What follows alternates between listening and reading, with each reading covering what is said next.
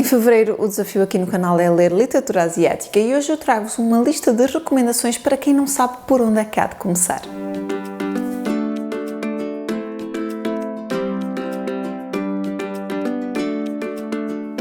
Olá pessoal, espero que estejam bem, espero que estejam a fazer boas leituras, quem sabe boas leituras asiáticas. Aqui no canal nós temos sempre o desafio de ler a Ásia durante o mês de fevereiro. O desafio é exatamente isso, é ler uma literatura asiática, com uma inspiração asiática, com um autor com ascendência asiática, que se passe num país da Ásia. Tudo é válido, mas o desafio é mesmo esse, agora durante o mês de fevereiro, ler algo relacionado com a Ásia. Mas eu sei que há muita gente que às vezes me diz que gostaria de começar, mas não sabe muito bem por onde e por que livros é que devem pegar. Então eu compilei aqui uma lista daqueles que eu mais gostei, de géneros diferentes, de estilos diferentes, porque obviamente gostamos todos de coisas diferentes, que vos poderão agradar, que são fáceis para começarmos a ler pela primeira vez, que não causam uma entropia e, no fundo, é sobre isto que é este vídeo de hoje. Se gostaram da ideia, não se esqueçam de deixarem já o vosso gosto e de subscrever o canal. Aqui no canal temos vídeos novos sobre livros todas as semanas e agora durante o mês de fevereiro eu vou ter assim alguns vídeos especiais de recomendações de livros asiáticos. Por isso, fiquem atentos e se ainda não fizeram, ativem o sininho e assim recebem notificações sempre que eu publicar um novo vídeo. Obviamente que eu para este vídeo foquei-me um bocadinho mais naqueles países que eu gosto mais de ler, nomeadamente Japão, não é? Portanto vão ter muito mais recomendações japonesas do que o resto, mas são tudo livros que eu acho que são fáceis para vocês começarem a ler se nunca leram nada passado na Ásia. Então, vamos começar precisamente pelo Japão. Eu vou-vos recomendar um que foi, assim, uma das primeiras leituras que eu li e que achei tão interessante porque é completamente fora da caixa, muito diferente, que é Uma Questão de Conveniência, da Sayaka Murata.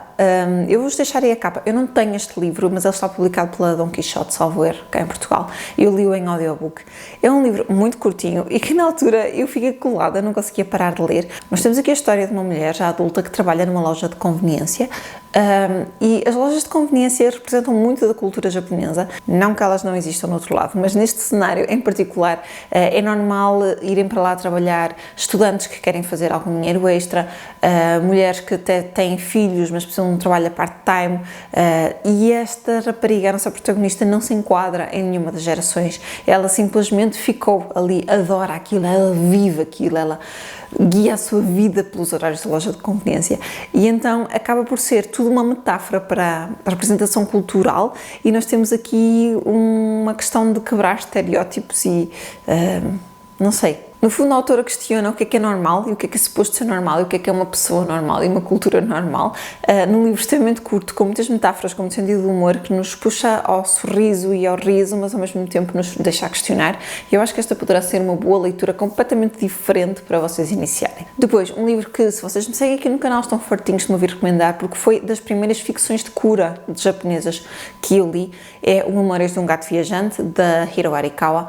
Eu tenho a opinião deste vídeo aqui no canal, também tenho um vídeo inteiro sobre o que é ficção de cura, portanto, se quiserem saber mais, eu deixo-vos o link aí nos cards, mas este foi o primeiro livro do género que eu li. Há muito desta ficção de cura na Ásia e o Japão é um grande foco disto, tem um termo próprio que é o Yashike, e no fundo são leituras que nos aquecem o coração e que nos curam, apesar de falarem de problemas do cotidiano. E aqui no Memórias de um Gato Viajante nós temos a história de um gato de rua chamado Nana, e temos o seu dono, e o seu dono está a ir de sítio em sítio, a fazer uma viagem com ele para tentar arranjar um novo dono para o gato. Nós não sabemos porquê, sabemos simplesmente que ele precisa de um dono novo para o Nana, e durante a viagem que ele faz, vai havendo também uma viagem para o passado, e ele vai-nos contando as memórias de como é que conheceu aquela pessoa, de porque é que foi parar àquele sítio, porque é que pensou naquela pessoa como potencial dono para o gato.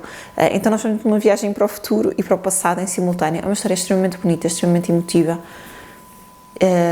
e no fundo a mensagem é um bocadinho: ser feliz é uma escolha. A vida pode nos atirar tudo que há de mal, mas nós temos sempre a opção de ser felizes. Então é muito bonito, muito emotivo, chorei imenso. E não, eu digo que choro e as pessoas pensam: o gato morre. Não, o gato não morre, eu prometo, o gato não morre. O gato fica vivinho da Silva até ao fim, ok? Mas sim, eu chorei bastante, é um livro muito emotivo e foi das primeiras leituras que eu fiz de ficção de cura e acho que poderá ser uma ótima entrada para qualquer um de vocês. Falando em ficção de cura, obviamente tenho que referir o Antes que o Café Arrefeça, de Toshikazu Kawauchi. Este é o primeiro livro de uma série e eu, sinceramente, de todos os que eu li até agora, o primeiro foi o que eu gostei menos. Neste momento estou a ler o quarto, já existem 4 em português, eu penso que em japonês já vão bem no 6º. São livros extremamente curtinhos, com 100 e poucas páginas, com um bom tipo de letra. E todos eles têm 4, 5 histórias, quase como se fossem contos, todos passados neste café. Então nós temos este café em Tóquio, que fica numa cave e que tem uma peculiaridade, tem uma cadeira específica que nos permite viajar no tempo. Nós podemos sentar-nos nessa cadeira e viajar no tempo e encontrar alguém que em qualquer outro momento. Temos várias regras, não nos podemos levantar da cadeira durante esse tempo, tudo o que fizermos durante esse tempo não vai alterar o presente e, acima de tudo, nós temos que beber o café antes que ele arrefeça, ou seja, é-nos servido um café nesse momento e nós temos que beber todo antes dele arrefecer, senão coisas más acontecem. Não vos vou dizer exatamente mais detalhes, mas posso-vos dizer que são uma espécie de contos que se interligam com personagens que se cruzam e mesmo nos outros livros vamos tendo personagens que aparecem nos livros anteriores e que se vão cruzando e ligando. São tudo histórias sobre perda, sobre solidão, sobre arrependimento, sobre dúvidas. São tudo histórias tristes, ok? Sem exceção, mas é uma ficção de cura, é mesmo para nos aquecer o coração, para nos deixar com um bocadinho de paz. Todos estes problemas comuns ao mortal da morte, da perda, da saudade, do arrependimento de uma decisão tomada, são tudo problemas comuns a todos nós e aqui trazem um bocadinho de calma, um bocadinho de reflexão e por isso é que é uma série tão amada, é tão vendida, é tão best-seller em todo o lado e pode ser uma ótima porta de entrada para vocês. Também de ficção de cura, mas num âmbito um bocadinho diferente, eu vou-vos recomendar a autora Michiko Aoyama. Eu adorei os 2 livros dela, dei 5 estrelas aos 2, O que Procuras Estar na Biblioteca e Chocolate Quente às quintas-feiras, mas eu diria que para a maioria das pessoas este poderá ser um 5 estrelas mais óbvio. É leve, é doce, é reconfortante, são contos pequeninos com personagens que se interligam mais uma vez e que se cruzam e fazem uma cadeia. Muito fácil de ler, muito curtinho. Este aqui eu dei 5 estrelas e revi muito nas personagens porque me identifiquei com os cenários que são descritos. Nós aqui temos o espaço comum que é esta biblioteca e esta bibliotecária vai recomendando em contos diferentes, em histórias diferentes, livros às pessoas, livros que não têm nada a ver com os problemas que as pessoas estão a passar, mas que de certa forma as ajudam a perceber que a solução sempre esteve dentro delas. Eu revi-me em diversas destas histórias e identifiquei-me com alguns problemas das personagens e por isso não pude deixar de dar 5 estrelas. Há pouco tempo falávamos no Discord que quem não se revê nestas personagens dificilmente consegue dar assim 5 estrelas, mas eu adorei a escrita da autora, adoro o traço dela, é muito reconfortante e pode ser uma ótima entrada também para a ficção de cura. Muito sinceramente eu podia estar aqui o vídeo inteiro só a recomendar a ficção de cura porque eu acho que a maior parte deles são fáceis de entrar, mas vou-vos recomendar só 2 que têm estilos bastante diferentes e que vos podem chamar a atenção. Ela e o Gato, aqui de 2 autores, de Makoto Shinkai e Naruki Nagakawa, é um livro também muito curtinho, também é uma ficção de cura. Tem esta relação de gatos com uma mulher. Todos os contos, porque mais uma vez são contos com histórias que se interligam, tem aqui estes pormenorzinhos dos gatos, que é uma delícia, tem um gato e uma dona, que é referida como ela pelos gatos. Para quem gosta de gatos, para quem gosta da relação com o ser humano, é muito bonito e mesmo para quem não gosta de gatos, ter este feminino, esta leitura é muito no feminino, com dores das mulheres que trabalham, das mulheres que têm filhos, das mulheres que estão a perseguir uma carreira ou um sonho. Este livro trabalha muito esta questão do feminino, então eu senti que mais do que ponto de vista dos gatos, mais do que a personalidade dos gatos, é também um livro no feminino e acho que isso pode chamar muita gente e é um livro que de facto é fácil de ler, é fácil de entrar e é uma história também de ficção de cura que nos acaba por reconfortar e que traz aqui de facto estes pontos de viragem, estes elos pequeninos a unir as personagens, é muito, muito bonito. E por fim, vou-vos recomendar um ligeiramente diferente também, que é Se os Gatos Desaparecessem do Mundo, de Genki Kawamura. Não se iludam, este livro não é sobre gatos, ok? Tem um gato na capa, fala de gatos no título, mas não é sobre gatos. Se vocês quiserem uma história sobre gatos, tem o Ela e o Gato, tem As Memórias do Gato Viajante, ok? Este não é sobre gatos. Esta é uma história que nos deixa a pensar o tempo todo, mais uma vez, mas nós temos o nosso protagonista, na primeira página mesmo, sabe que está a morrer. Tem poucos dias de vida, ok? Não é um spoiler, está na primeira página. E nisto aparece-lhe o diabo, vestido com roupa do Havaí, não me pergunto exatamente porquê, que lhe dá uma oportunidade e diz que se ele tirar alguma coisa do mundo pode ganhar mais um dia de vida. E este livro é um livro para nos fazer pensar, se fosse eu, nesta posição, o que é que eu tiraria do mundo? O que é que eu faria desaparecer? E será que há valor nessa coisa que eu tirei? Será que a minha vida ia mudar? Será que o mundo ia mudar? Então, no fundo são perguntas e cada capítulo é e se, portanto, se os gatos desaparecessem do mundo é um capítulo, depois tem se isto desaparecesse do mundo, se não sei o que desaparecesse do mundo. Cada título do capítulo é isso. É uma história muito, muito bonita, que nos deixa a pensar, que nos deixa a refletir e que nos deixa a dar valor às coisas que muitas vezes assumimos que são garantidas, que as temos sempre, que estão ao nosso redor, estão aqui, estão presentes. E muitas vezes damos-las por garantidas e não é tão real assim. Então é um livro curtinho que nos faz pensar e é bastante diferente com este conceito fora da caixa. Para quem não gosta nada deste género de leituras, tudo o que eu falei não chama, mas adora ficção histórica, um livro que eu poderei recomendar é A Imperatriz da Lua Brilhante, da Wena Dai Randall. Este é sobre uma imperatriz na China, a Imperatriz Wu Zetian, que foi a única mulher da China a atingir o poder ou tornar-se imperatriz por direito próprio, sem imperador. Já tenho lido outras ficções históricas sobre ela, aliás, uma delas esteve nos meus quadros preferidos do ano passado, mas este é muito mais fácil de ler do que o outro que eu li, ok? Este livro está publicado cá em Portugal pela Presença. É uma duologia, o segundo ainda não foi publicado em português. Eu li-o em inglês. Tenho a opinião dos dois aqui no canal. Portanto, este é que de facto é o título original, que é a Imperatriz da Lua Brilhante. Eles deram o título do segundo volume ao primeiro, não me perguntem exatamente porquê. Eu penso que o primeiro é a Lua no Palácio, ou algo do género, acho que não estou a dizer assim nenhuma grande asneira.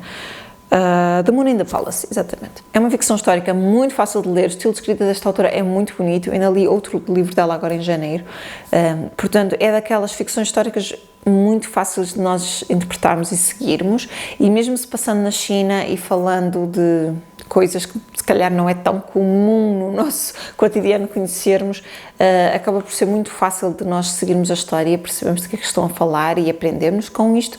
É uma história que se lê num instante e se vocês gostam de ficção histórica poderá ser uma ótima aposta. Vou referir também aqui, semelhante a este, se gostam de ficção histórica, se calhar até já leram este e gostavam de algo do mesmo género, podem tentar encontrar, que ele está esgotado, o Imperatriz Orquídea, da An Chi-min. Eu tenho uma cópia, mas não sei dela. Ela anda para aí nos meus caixotes. Eu deixo-vos aí a capa. Este também é uma duologia.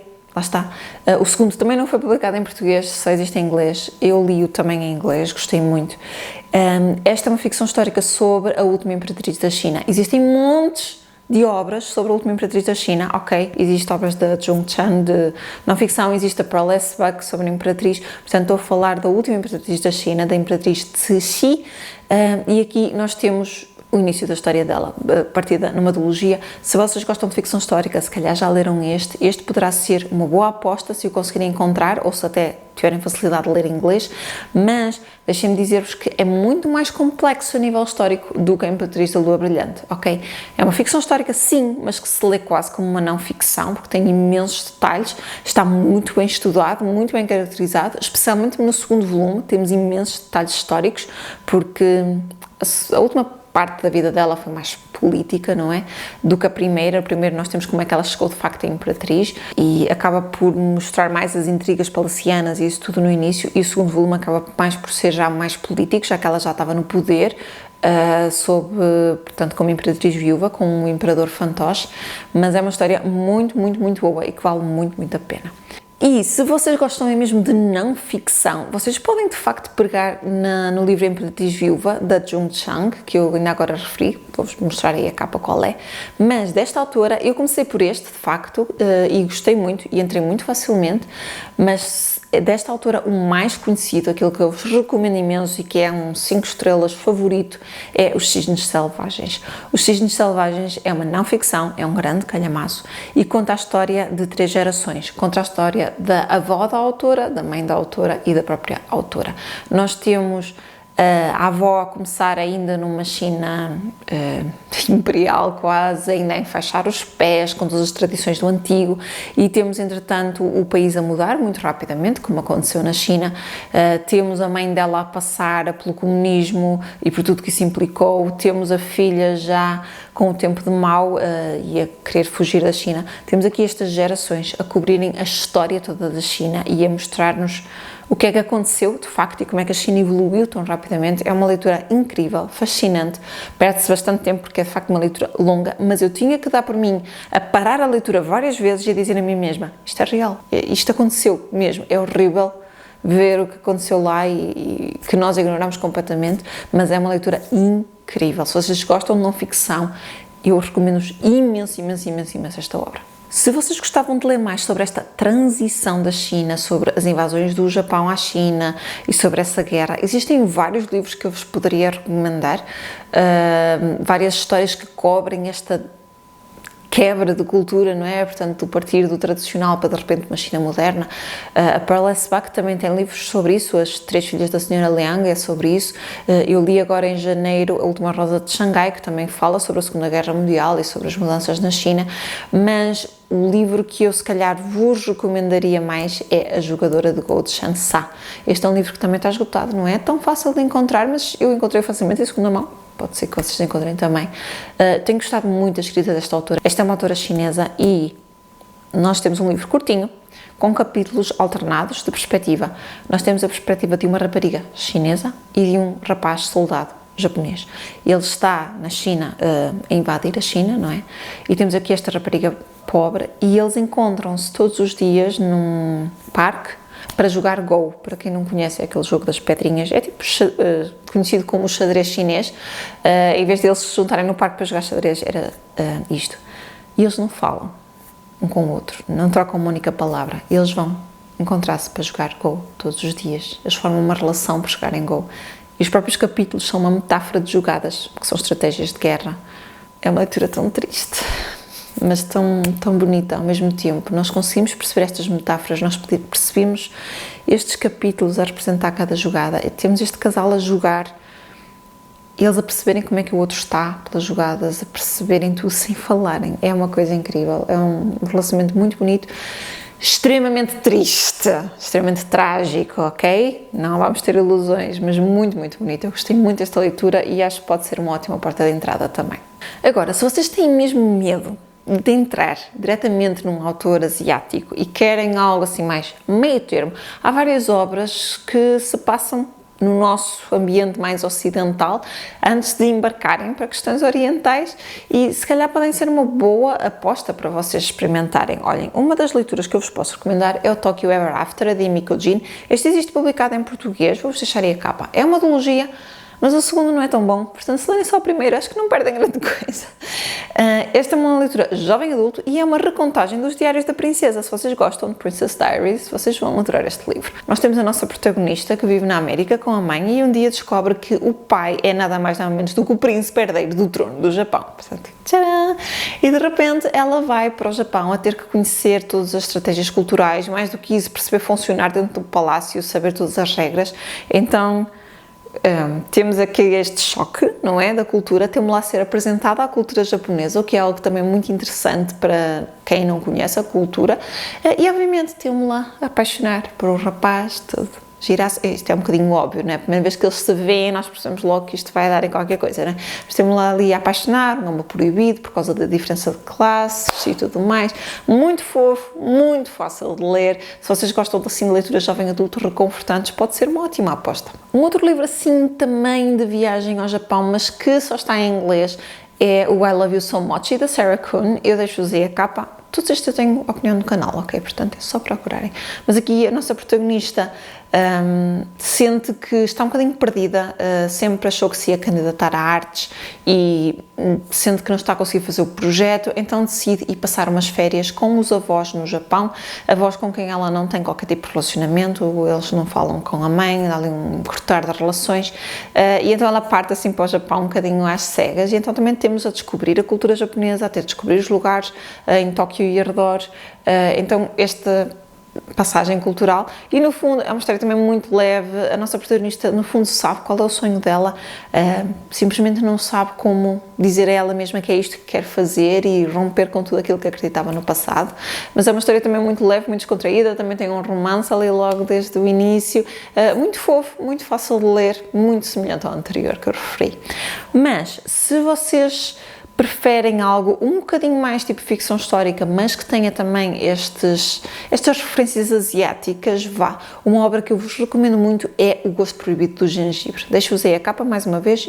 Eu tenho o livro, mas ele está emprestado. Esse não está em caixotes, eu prometo, está emprestado. Este livro é ótimo para quem quer ler sobre a Segunda Guerra Mundial, mas do ponto de vista da América. E nós temos aqui, o nosso protagonista é chinês, é muito visto de lado por ser asiático, porque é confundido com os japoneses, não é? E os japoneses tinham tido o ataque de Pearl Harbor, etc. E os americanos estavam bastante chateados. E este nosso protagonista forma uma amizade com uma rapariga japonesa. E nós vemos o que é que lhe acontece, fala-nos de tudo o que aconteceu aos japoneses na América, que era algo que eu desconhecia completamente antes de ler este livro. Mas este livro passa-se em 2 tempos. Então nós temos o tempo mais recente, com este protagonista, a contar o passado, enquanto ele era criança e conheceu então essa jovem japonesa. Então temos estes 2 tempos que se vão cruzando. Por causa disso acaba por ser uma leitura mais leve, mais descontraída, mas que se lê num instante. Eu fiquei colada ao livro, dei-lhe 5 estrelas, fiquei mesmo maravilhada. Eu não conhecia de facto o que aconteceu na América durante a Segunda Guerra Mundial aos japoneses e fiquei muito chocada e recomendo-vos muito que leiam esta obra se ainda não leram. E por fim, para vocês não dizerem que eu recomendo só China, eu podia-vos recomendar outros, mas eu acho que eles não são tão fáceis de entrar. Eu vou-vos recomendar A Loja Coreana das Segundas Oportunidades, da Kim Ho-yeon. Eu já recomendei este livro várias vezes este ano, mas recomendo mais uma vez. Esta é uma história coreana, também tem este traço de ficção de cura, ok, para aquecer o coração, mas aqui uma história contemporânea passada aqui numa loja de conveniência e nós temos de facto um capítulo para cada personagem, para cada ponto de vista e todos eles se cruzam e temos aqui tudo à volta do nosso protagonista, que é um sem-abrigo, que é contratado para esta loja e nós temos as pessoas que se cruzam com ele e temos lá a ajudar tanta gente e nós não sabemos o que é que se passa com ele, nós não sabemos porque é que ele fala tão pouco, nós não sabemos porque é que ele é sem abrigo, qual é o passado dele. E estamos a história toda de volta deste mistério até ao final. É uma história que se passa nos nossos dias e que retrata aqui acontecimentos que eu não estou a dizer o que é, mais para a frente, que se passaram há relativamente pouco tempo e traz-nos aconchego e conforto e traz-nos à proximidade, porque nós conseguimos nos rever de facto nos tempos que eles vivem e nas questões que são colocadas nestas personagens. E se vocês gostam de ficção de cura, mas procuram algo diferente da ficção de cura japonesa, este pode ser uma ótima aposta e é um ótimo primeiro livro para começar. Foi lido para o Clube do Livro, havia pessoas que nunca tinham lido nada do género e que gostaram bastante, portanto podem atestar. E é isso, pessoal, todos estes livros têm algo em comum, são fáceis de ler para quem nunca pegou em nada relacionado com a Ásia. Digam-me se já leram algum destes, se concordam, e digam-me também com que livro é que entraram aqui no mundo da literatura asiática. Eu podia-vos recomendar muitos, o Persepolis, o Memórias de uma Geisha, mas eu acho que não são tão fáceis de entrar. Mas digam-me aí qual foi o primeiro livro que leram, se lembram, qual foi o primeiro livro que leram que vos deu curiosidade para ler mais sobre a Ásia, que vos fez entrar no mundo asiático. Não se esqueçam de deixarem um gosto neste vídeo, partilharem com todos os vossos amigos e subscrever o canal se não tiverem feito. E eu vejo-vos todos no próximo vídeo. Até lá, fiquem bem e boas leituras!